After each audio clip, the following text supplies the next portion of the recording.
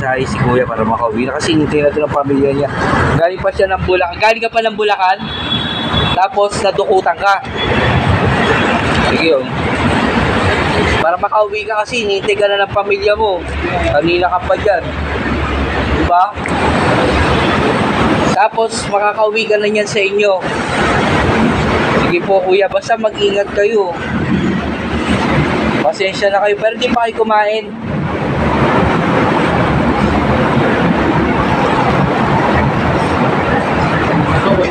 O, nadukutan siya eh.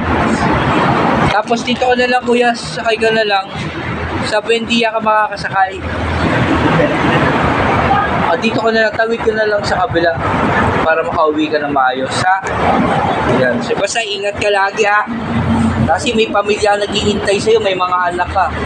Mamaya, paano ka pa dyan? Paano naman sila, di ba? Sige po. Okay, sige.